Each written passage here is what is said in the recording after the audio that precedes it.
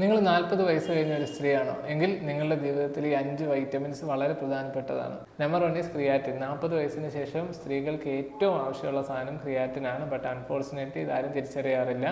40 വയസ്സിന് ശേഷം സ്ത്രീകളുടെ ശരീരത്തിൽ ഈസ്ട്രജൻ കുറഞ്ഞു പോവുകയും അതുവഴി മസിൽ ലോസ് ഉണ്ടാവുകയും ചെയ്യും. സോ മസിൽ ലോസ് പ്രിവെൻറ്റ് ചെയ്യാൻ ഏറ്റവും പ്രധാനപ്പെട്ട സാധനം ക്രിയാറ്റിനാണ്. നമ്പർ 2 എന്ന് പറയുന്നത് കാൽസ്യവും വൈറ്റമിൻ D3 ആണ്. രണ്ടും ഒരുമിച്ച് കഴിക്കാൻ ശ്രദ്ധിക്കുക. കാരണം എന്താണെന്ന് വെച്ചാൽ കാൽസ്യം ഏറ്റവും നന്നായി വർക്ക് ചെയ്യണമെങ്കിൽ വൈറ്റമിൻ D3 വേണം. വൈറ്റമിൻ D3 ഏറ്റവും നന്നായി വർക്ക് ചെയ്യണമെങ്കിൽ കാൽസ്യം വേണം. ഞാൻ എല്ലാവരോടും പറയാറുള്ളതാണ്, കാൽസ്യം ബോണിന് വേണ്ടി മാത്രമുള്ളതല്ല. Calcium will help you in post menopausal syndrome, അതായത് 40 വയസ്സിന് ശേഷം ഉണ്ടാകുന്ന മൂഡ് സ്വിങ്സ്, ദേഷ്യം, ശാരീരികവും ലൈംഗികവുമായ ബുദ്ധിമുട്ടുകൾ, ഇതിനെല്ലാം ഓവർകം ചെയ്യാനായിട്ട് കാൽസ്യം നിങ്ങളെ ഹെൽപ്പ് ചെയ്യും. സോ പ്ലീസ് ഒന്നും കഴിച്ചില്ലെങ്കിലും കാൽസ്യം വൈറ്റമിൻ D3 എല്ലാ ദിവസവും കഴിക്കാൻ 40 വയസ്സിന് ശേഷമുള്ളവർ ശ്രദ്ധിക്കുക. മൂന്നാമത്തത് അയണും ഫോളിക് ആസിഡുമാണ്. 40 വയസ്സിന് ശേഷം ഈസ്ട്രജൻ കുറയുമെന്ന് ഞാൻ പറഞ്ഞല്ലോ.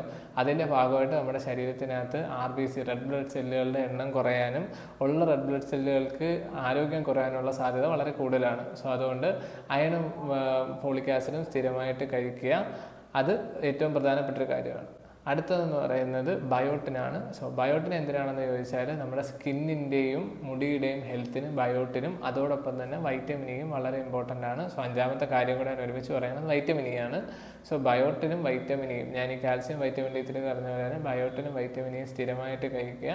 അത് സ്കിന്നിൻ്റെ ഹെൽത്തിനും ഹെയറിൻ്റെ ഹെൽത്തിനും ഏറ്റവും പ്രധാനപ്പെട്ടതാണ്. ഇതിനേക്കാളും എല്ലാം അപ്പുറം വളരെ പ്രധാനപ്പെട്ട വേറൊരു സാധനമുണ്ട്, അതാണ് മാനസികമായ ആരോഗ്യം. അതിന് സ്ത്രീകൾക്ക് ചെയ്യാവുന്ന ഏറ്റവും നല്ല കാര്യം എന്ന് പറയുന്നത്, നിങ്ങൾക്ക് എന്താണോ അപ്പോൾ മനസ്സിൽ തോന്നുന്നത് അത് ഓപ്പണായിട്ട് എക്സ്പ്രസ് ചെയ്യാൻ പഠിക്കുക. മിക്ക സ്ത്രീകളും ചെയ്യുന്നത് എന്താണെന്ന് വെച്ചാൽ, നമുക്ക് കിട്ടുന്ന ഹേറ്റും വിഷമവും സങ്കടവും എല്ലാം മനസ്സിൽ വെച്ച് ഒരു പ്രഷർ കുക്കർ പോലെ ആവുമ്പോൾ ആ പ്രഷർ കുക്കറിൽ നിന്ന് വിസിൽ പോകുന്ന പോലെ എല്ലാം കൂടെ ഒരുമിച്ചെടുത്ത് പുറത്തേക്ക് വിടുക.